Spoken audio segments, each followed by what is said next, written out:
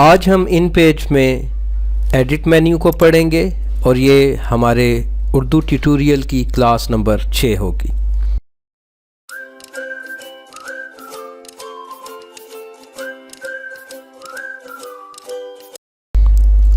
आज हम इन page Urdu tutorial class 6 में हैं और एडिट मेन्यू को पढ़ना है हमने। एडिट मेन्यू के अंदर हम देखें तो सबसे पहले अनडूज दी लास्ट सिलेक्शन की हमारे पास ऑप्शन है और ये इस टाइम फ्रीज़ है।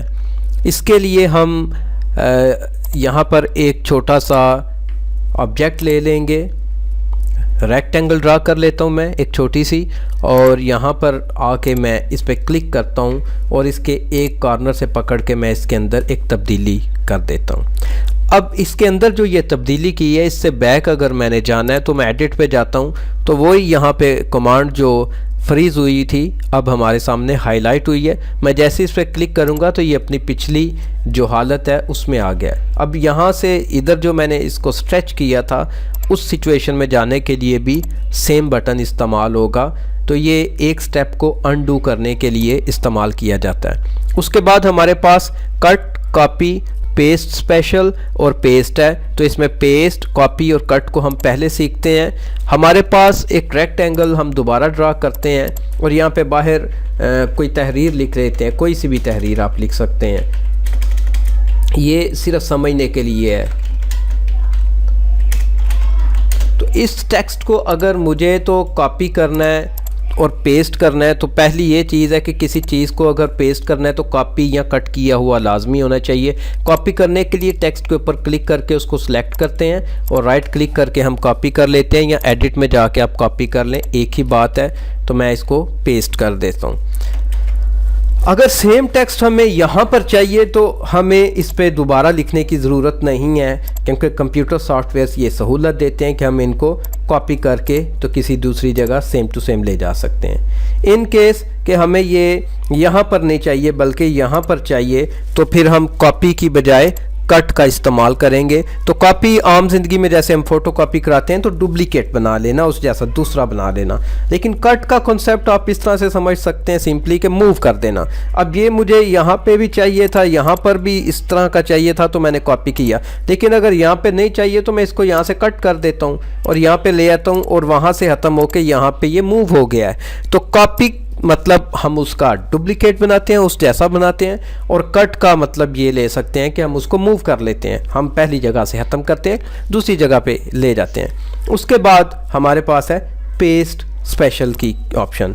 तो पेस्ट स्पेशल में हम इन पेज फॉर्मेट और टेक्स्ट, ये हमें दो फॉर्मेट दे रहा है। तो हम इसके लिए इस तरह से करते हैं कि MS वर्ड को मैं ले लेता हूँ और इसमें पहले मैं टेक्स्ट लिख लेता हूँ एक, जैसे हमने अभी पाकिस्तान लिखा था तो मैं दोबारा पाकिस्तान लिख लेता हूँ और इसको मैं कॉपी करता हूँ जैसे ही। तो अब मैं अगर इन पेज में इसको पेस्ट करता हूँ तो पेस्ट स्पेशल में जाऊँगा तो ये मुझे पूछेगा कि इसको टेक्स्ट के तौर पे करना है, माइक्रोसॉफ्ट वर्ड के डॉक्यूमेंट पे करना है या एज अ पिक्चर लेके आना है। तो मैं इसको एज अ टेक्स्ट ही करूँगा। अगर मैं इसको एज अ इमेज यहाँ पे पेस्ट करता हूँ तो ये कुछ गड़मगड़ हो जाएगा। यहाँ पे ये देखें, ये एक इसने टेक्स्ट बॉक्स बना लिया है और इसके अंदर तब्दीली नहीं करने हो रही और ये हमारे लिए अपने डॉक्यूमेंट को हैंडल करना मुश्किल हो गया।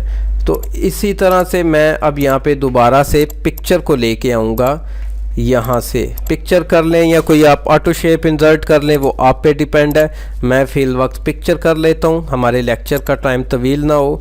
तो मैं यहाँ से इसको अगर कॉपी कर लेता हूँ और अब मैं एडिट में जाता हूँ तो यहाँ से पेस्ट स्पेशल जो है वो मुझे पूछता है पिक्चर करनी क्या करनी। मैं पिक्चर अगर करता हूँ तो ये इस तरह से यहाँ पे एम्बेड हो जाएगी। इसके बाद अगली जो हमारे पास कमांड है वो है डुप्लीकेट की। तो मैंने आपको यहाँ पर एक टेक्स्ट बॉक्स को लिंक करना आपको सिखाया था और टेक्स्ट बॉक्स भी सिखाया था। तो मैं यहाँ से अब टेक्स्ट बॉक्स बनाता हूँ।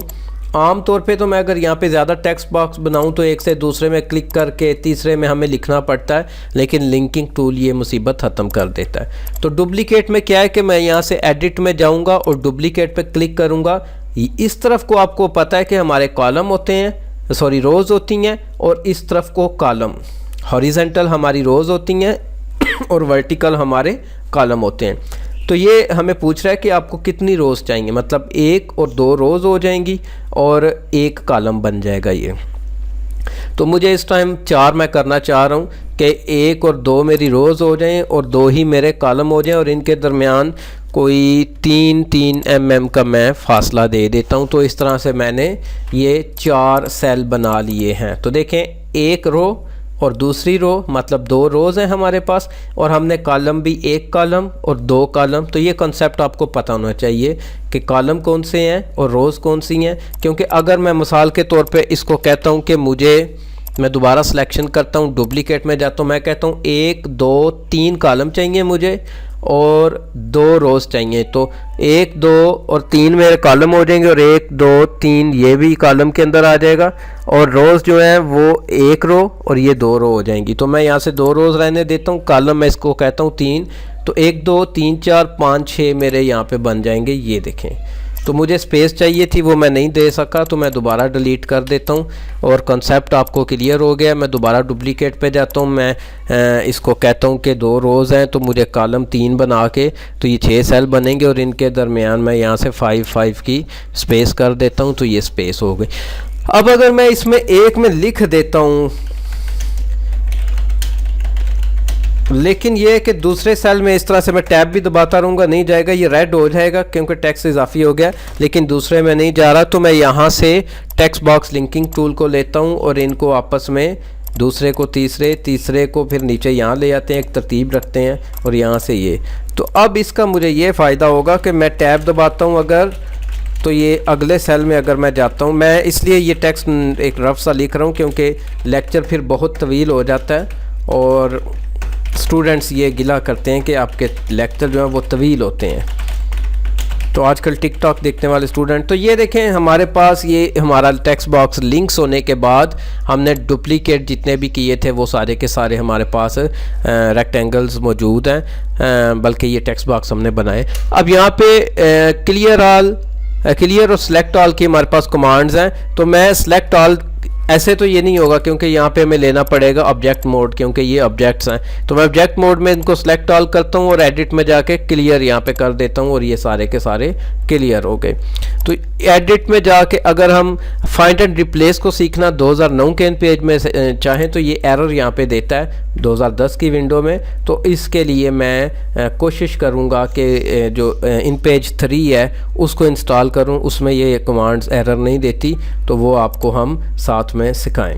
तो हमारा जो नेक्स्ट चीज़ है वो है send to back bring to front है। तो उसके लिए अगर हम यहाँ से एक, और इसको मैं कर देता हूँ कॉपी और पेस्ट और इसी तरह से पेस्ट, तो इनके अंदर मैं अलग कलर भर लेता हूँ क्योंकि सेंड टू बैक और ब्रिंग टू फ्रंट आपने सीखना है। तो ये कंसेप्ट आपको इन कलर से पता चल जाए। हमें पता चल गया कि ये हमारा जो ब्लू है सबसे बैक है, ये फ्रंट पे और ये सबसे फ्रंट है। अगर मैं ब्लू को आगे लाना चाहता हूँ तो मैं इसको ब्रिंग टू फ्रंट करूँगा तो ये आगे आके। इसी तरह से अगर मैं चाहता हूँ कि ये वाला है तो ये सबसे बैक पे चला जाए, ये ऑलरेडी बैक पे, मैं इसको फ्रंट पे लाता हूँ, एडिट और ब्रिंग टू फ्रंट करता हूँ तो ये सबसे आगे आ गया।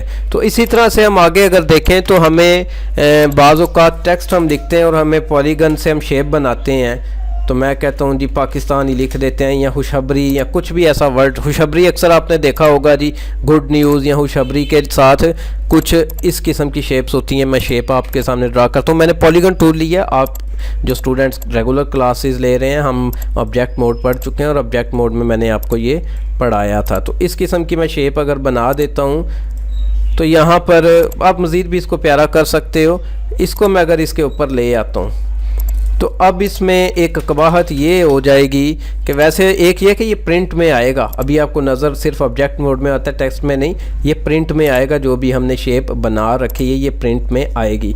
अब मैं अगर इसके अंदर फिलिंग कर देता हूँ, यहाँ से कलर की ब्लू मैं कर देता हूँ, तो देखें मेरा येलो करते हैं क्योंकि टेक्स्ट हमारा ब्लैक है तो वो नजर आए। तो ये बैक में चला गया। तो यहाँ पे हमें एडिट पे जाके सेंड टू बैक अगर मैं शेप को करता हूँ तो मेरा टेक्स्ट आगे अपीयर हो चुका है। तो इस तरह से हम सेंड टू बैक और ब्रिंग टू फ्रंट की ऑप्शन का इस्तेमाल करेंगे। अब हमारे पास स्टोरी एडिटर, डिलीट पेज और प्रेफरेंसेस के अंदर ये जो कमांड्स हैं वो रह गई हैं। तो इसके लिए हमारा एडिट का हम अगला लेक्चर देखेंगे। आज का लेक्चर मुझे उम्मीद है आपको समझ आई होगी। अगर नहीं समझ आई तो आप इस वीडियो को दोबारा देखें, हमें कमेंट्स में बताएं, हमें वैसे रब्ता आप कर सकते हैं। मैं कोशिश करूँगा कि आपके लिए मज़ीद आसानी से लेक्चर हम अपलोड करें। उम्मीद है ये वीडियो आपको अच्छी लगी होगी। लाइक कर दीजिएगा और चैनल लाजमी सब्सक्राइब करें ताकि हमारे साथ आपका नाता बना रहे और आप हमारा मुकम्मल कोर्स कर सकें। अगली वीडियो तक के लिए खुदा हाफिज़।